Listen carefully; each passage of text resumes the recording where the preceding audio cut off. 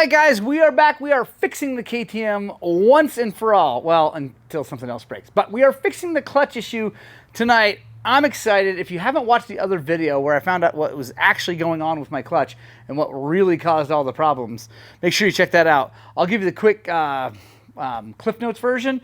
Crank seal was leaking on this side, sucking transmission oil in, me not changing oil often enough, got really, really dry, caused the push rod and throw out to stick on the clutch, spin, and then also, since it's not lubricated well, grab a hold of the slave cylinder, spin it, ruin the slave cylinder, leak all the fluid into the motor, causing problems. So that's what happened. And we have a race coming up this coming weekend. So just like 3 days from now, we're racing over in Monticello, Utah, and I needed this thing back together because I don't want to race the beta, because the beta is fine, but it's better at going slow in the rocky stuff, not so good at going fast. So I love this thing going fast. I wanted to get it fixed. So I called Recluse to order yet another slave cylinder, and I have a massive story to tell how awesome Recluse is. I called them, I said, hey guys, I need another slave cylinder for my bike. And I always specify my bike because they give me a little bit deeper discount. Since I'm a dealer for them, they give me a little bit deeper discount if it's for one of my bikes or employee or something like that. So I told him, he's like, wait a second, didn't we just get you one of them? I'm like, yeah. He's like, how long have you had that? Like, oh, a week. I tell him the whole story. He's like, dude, I feel terrible. So they sent me one for free and had me send the other one back. They're going to put that in the failed parts bin, and they totally hooked me up.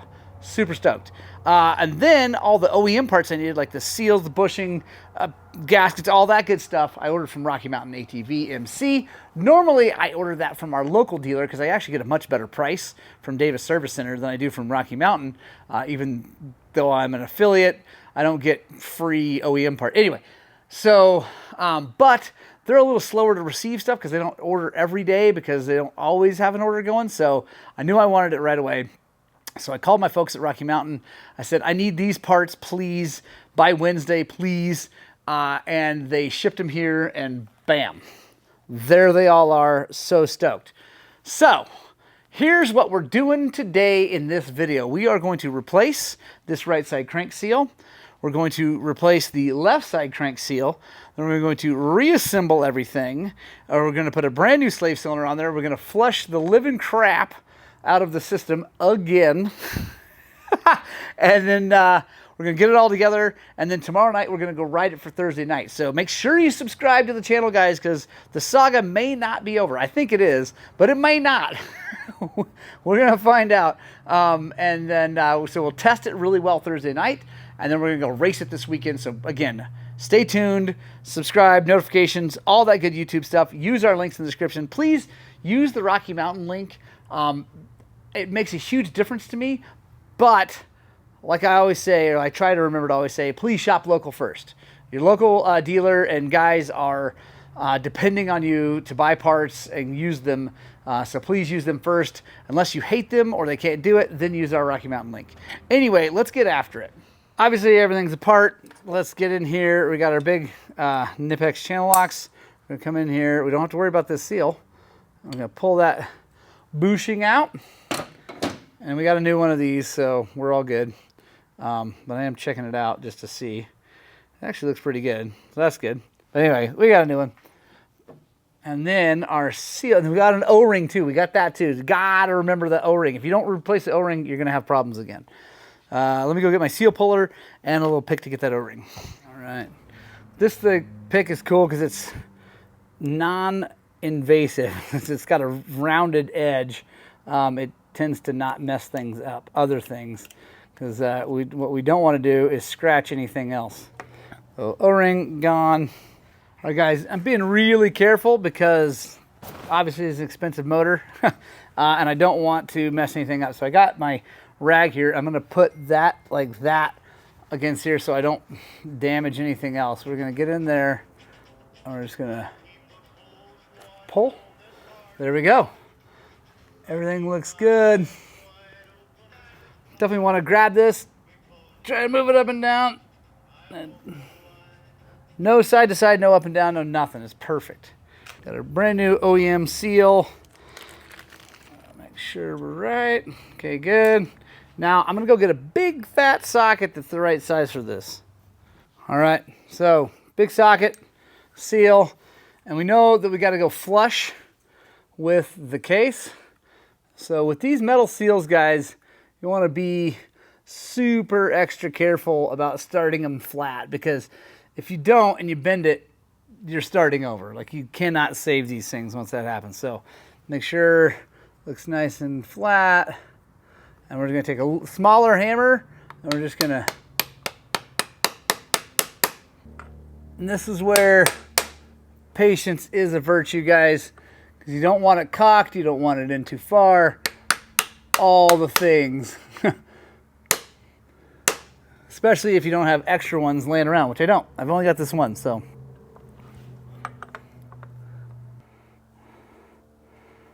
See, I'm just feeling around. Make sure it looks good. I think we got one little tap up here. All right, I like it. Perfect. So that looks real nice. There's our O-ring. Just go nice and easy with that thing, guys. None of this. You don't want to be in a hurry on any of this stuff, because if you tear something, you're bumming. And guys, I have a theory about this motor. It's always spooged a lot from the time I got it. And at first, when I first got it, I was like, it's just rich. And the bikes were rich. I think everybody knows that the bikes were super rich. And then I got the TSP head and tune, and that cleaned it up running wise, but it's still spooged. And a lot of you guys think, oh, it's because you run 40-to-1. It's not because of that. I've got other bikes that run 40-to-1. My kids' YZs are run 40-to-1, and there's almost no spooge on them. But I thought, well, you know, whatever. Maybe the motor's not that efficient. I don't care. I don't really care about spooge. The bike runs good. But I'm wondering if I keep hearing online now that a lot of people have been having problems with these crank seals leaking. I'm wondering if mine wasn't leaking from the get-go. Just a little bit, just enough to make it drool, but not so much that it drained all the oil out. And I was changing my oil when I first got the bike way more frequently. To be honest, I haven't been changing it as much recently because I've been riding the Beta a lot. I just haven't been on top of it. So I'm wondering if this seal hasn't been leaking from way back. It's going to be interesting to see when we get this thing done and get it all cleaned up, get the silencer all cleaned up, to see if the spooge stops. If it does, then we know for a fact this thing's been leaking for a long time. All right, let me go get that bushing. All right, new bushing, got grease all over it. We're just going to ease it into place.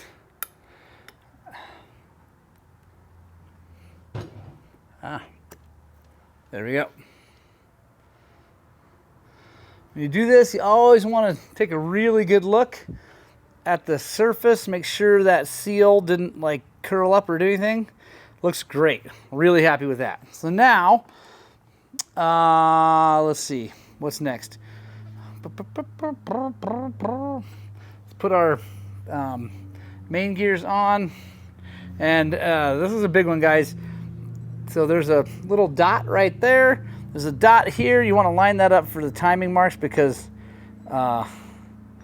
if you don't, you're bumming. There's a Woodruff key here that matches everything up and makes sure that the timing's right for the counterbalancer. And it's in a spot right now that I can't line the dots up. So I need to get it more or less straight up and down. There we go.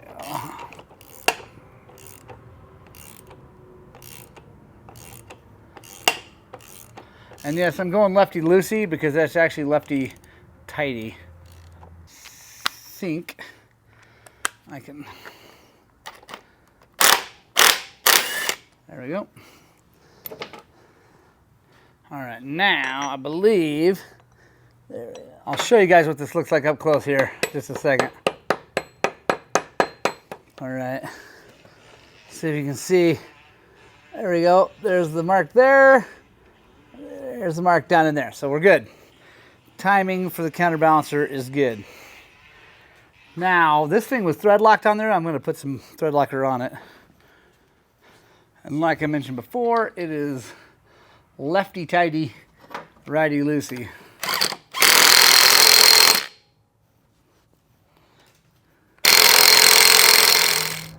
Make sure marks are still lined up. We're good.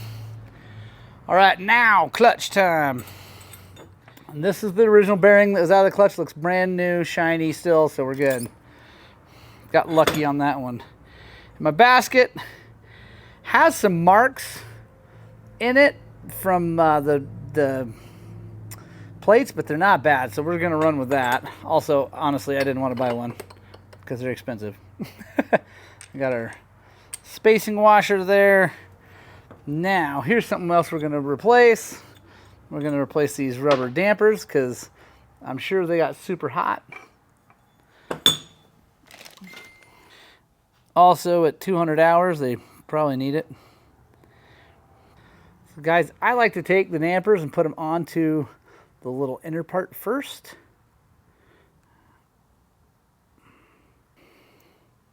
Because if you put them in the other part first, it's really hard to get them to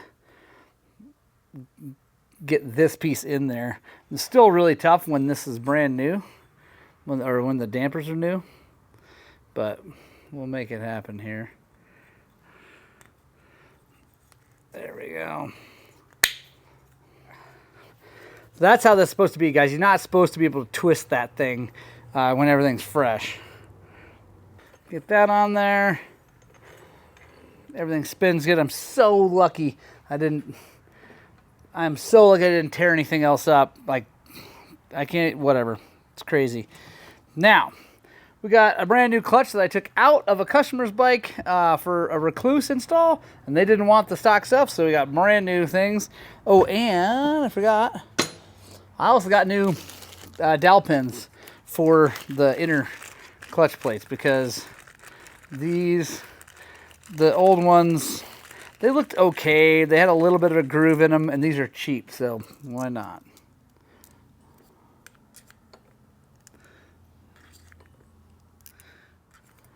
Now we start with the metal, steel, which is weird if you're used to Japanese bikes.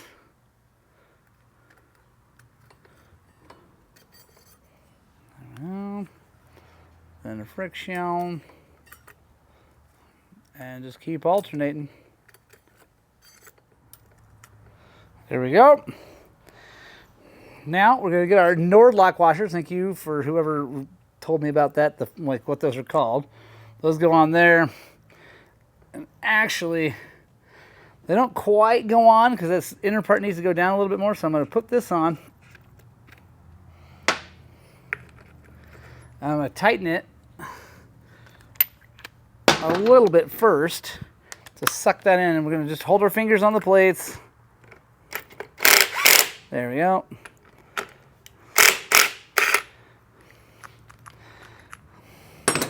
Obviously want to be really careful about that, not to tighten too fast to whatever, just because you don't want that thing cocking or doing something weird. So, and this is righty-tighty. This is a normal thread.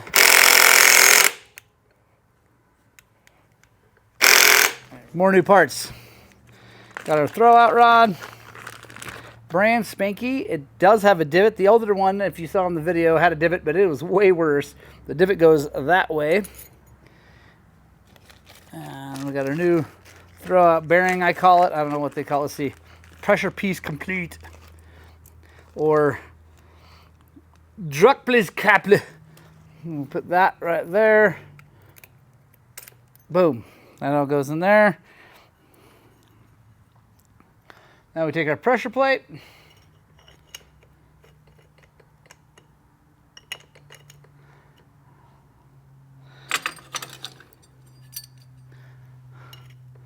Lining ring.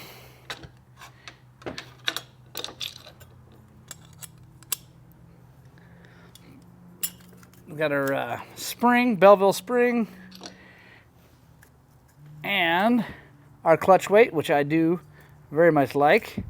We're going to put this in the number 2 position.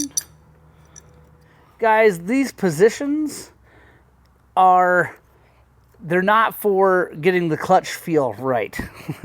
They are for getting the Belleville washer compressed the right amount.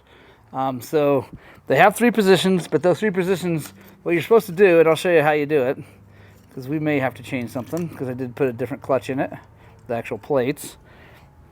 All right, guys, if you've watched enough videos, you've seen me run clutch bolts in with an impact plenty of times, and I do still support that practice if you know what you're doing. The difference is these are not normal. These are like 5 mil bolts, not 6 mil bolts. Most clutch pressure plate bolts are 6 mil, and I know what that feels like. I feel like I'm careful enough to not strip one out. These are 5 mil, and I do not feel comfortable with that. So we're gonna do it by hand. Then we got our torque wrench.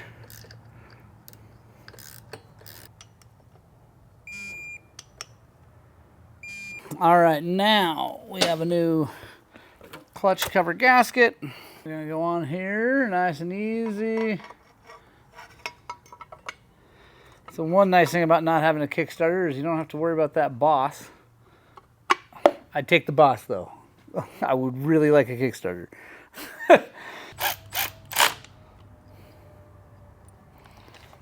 For some reason I took the oil check bolt out, and someone asked me about that. Like, how come you don't check your oil every ride? Well, first of all, I don't.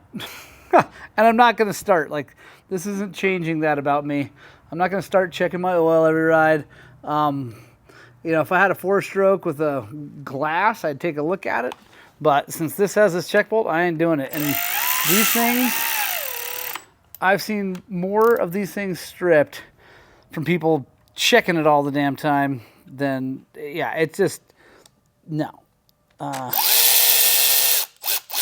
just going to change my oil more often.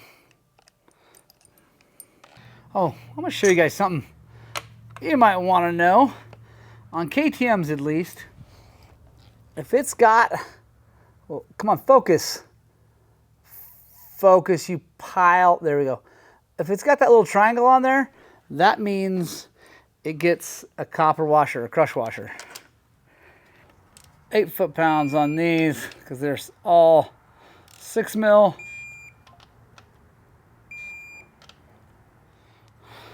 Take our clutch cover, our little clutch cover, and I actually got a new O-ring for this, so I'm gonna replace it.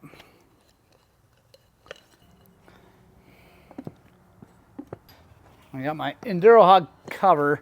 I'm just going to line this up and make sure I know which ones I need to put bolts in. So there and there, top and bottom, and then I'll put the other bolts in through that cover. And no, I'm not washing it. Someone's going to yell about that. I don't care.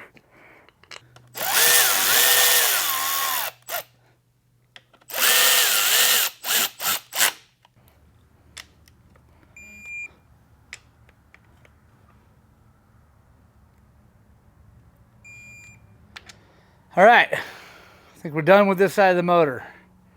Let's go to the other side. I'm probably gonna save these for spares just in case someone comes in here with one blown apart and we can help them. And when I sell parts like this, guys, I know people who charge full boat for those things. I do not, because I know they're used and they probably wouldn't be all that tight. But I also know the value of getting something done when you gotta get something done. Oh, gotta tighten up that hose clamp here real fast. Throw out rod, push rod, whatever you want to call it. Hose, get that out of the way. Let's take this off. We're gonna do the left side seal.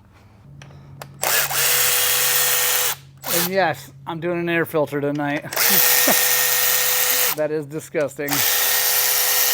Hopefully not.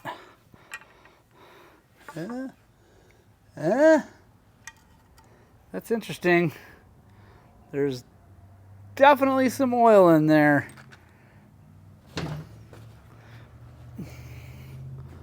So That is not coming. I was worried it was coming from up here with the counterbalancer, because that seal can go out and come in here, but that's not happening. I bet you anything that is a mix of grease from here and there and gas. Like, here, don't worry. Don't worry, folks. We're going to figure it out. And this is lefty loosey, in case you guys are wondering. It also has a lock washer on it, which is kind of nice. All right, now. Aha! Ha! The right puller. If you guys are mechanics and you know how rare it is to pick the right puller the very first time, that was awesome.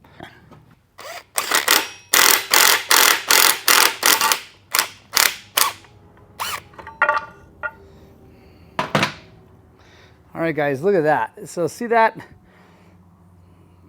Yuck. That makes me think, and I'm going to bring you in closer here. I think this left side is leaking too. So it's a darn good thing that this all happened. Thank you, Jesus, for that. All right. So you can see that is wet and gross. So yeah, pretty freaking happy we caught that. Now, start with a center punch. And I'll show you guys up close what it looks like. We're going to come in here and we're going to punch the metal part of this thing and put a starter pilot, not a hole, but a dent. So we can use a drill. Like I said, we're going to go in the metal. And we're going to get it better than that. There we go. All right, let me show you what that looks like. There you go. See that? Little ding right there. Got a little bitty drill bit. I don't know what size it is. It's little. And I just remembered to put some grease on the chip because it's going to make little chips. They're tiny chips, but they are there. I don't want them in that bearing. Uber careful not to drive it in there. So I finished it with this, right? I did not let the drill bit go kunk and hit the bearing. All right, guys, I actually really like these Matco. They're like little tiny pry bars, but I shave them down to make them into a pick. Come in here. And again, I'm just being real careful not to, there we go. Whew. That was a pain in the butt. And I'm telling you guys, it's pretty dark in there, and it was pretty dark on the other side. I think that freaking transmission oil has been burning in there a long time. I'd probably paid more attention to the amount of oil coming out. I would have seen that, but oh well.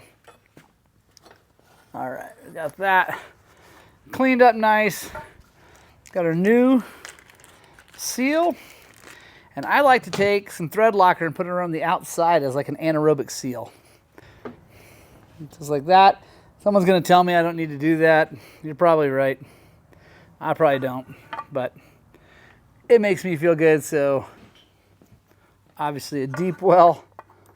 There we go. And the same method.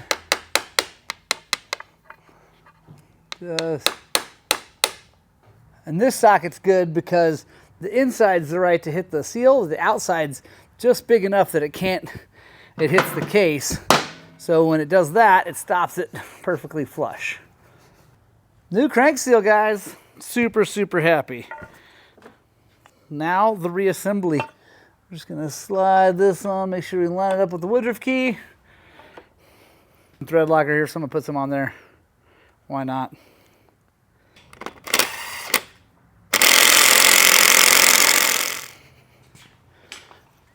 I really like this spray grease. It goes on like an aerosol and then it sets up. So now that is not going to stay on there, and neither would any other grease. So I'm not too worried about this, the Bendix and all that hitting. I just want to lube up the spinny parts. All right, guys. Now, to install the slave cylinder. Brand shiny new. Massive thank you to Recluse. Cannot tell you how appreciative I am of them doing this for me. So that's on there. Someone swore that I can tighten this down with this on here, so I'm gonna believe you. I don't know if I should.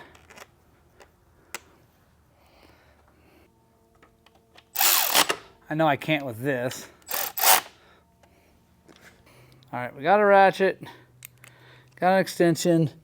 Let's see if we can bend this out of the way. Yeah, look at that. I guess you're right. Whoever you were, thank you for the tip.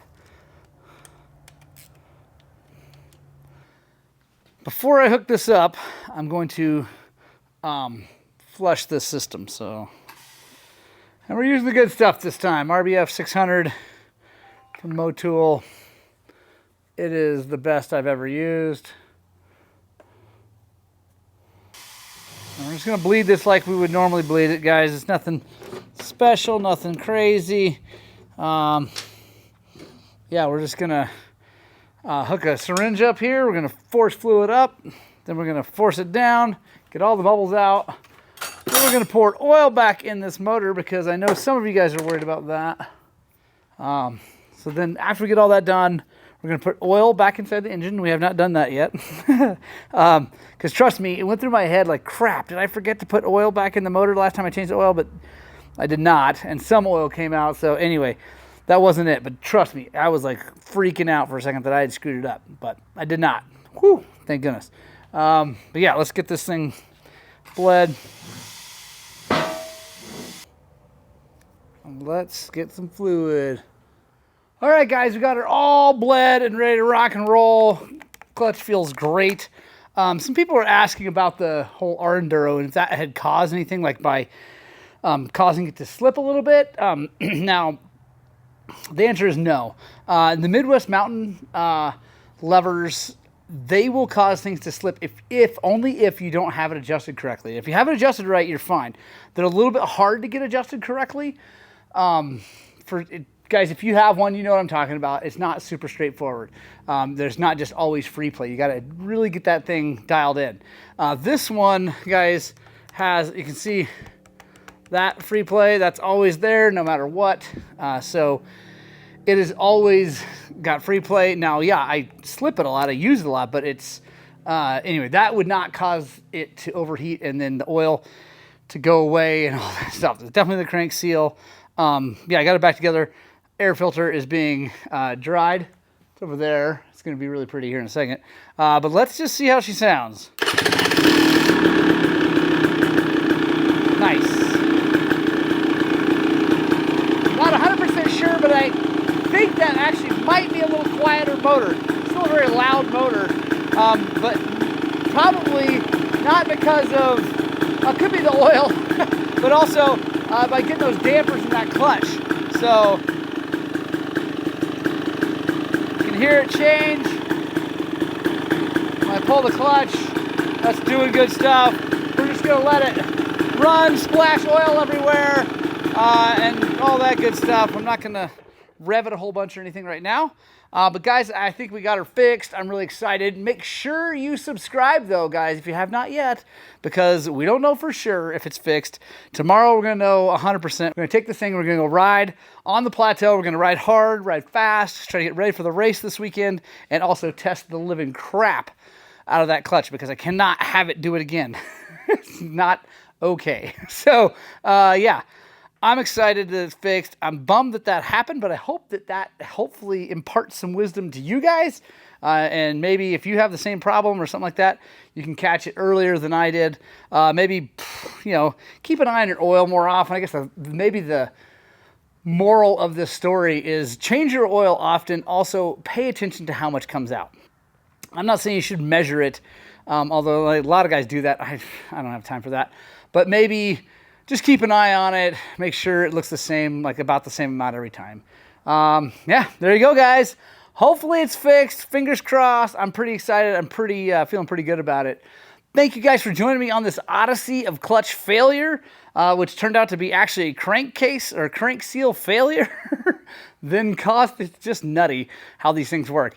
And to clear the air, guys, I know a lot of you think that I am just a super KTM fanboy. That's not the case. I do really like KTMs. I've been riding them now for a while. I love them. I like a lot of other bikes. I don't love my Beta. I'm struggling with that, and actually make sure you stay tuned for that too, guys. There's a little something going on there. I'm hoping I'm going to get that solved here soon. I haven't made videos about it because it's whatever. Trust me, the videos are coming. So, yeah, I don't love the Beta, but it's not because I don't love Beta as a company. I just don't like that bike as much as I like this bike, even though this bike cost me a race.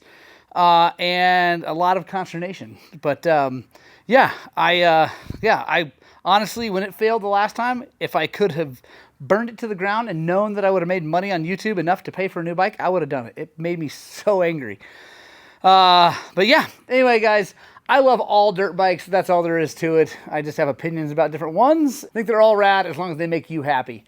I love you guys. Thank you so much for joining me. I really hope you get out and spread the gospel of two wheels. And as always, I desperately hope that what we're doing here at Highland Cycles is inspiring you guys to work on, but way more importantly, get out and ride your dirt bikes!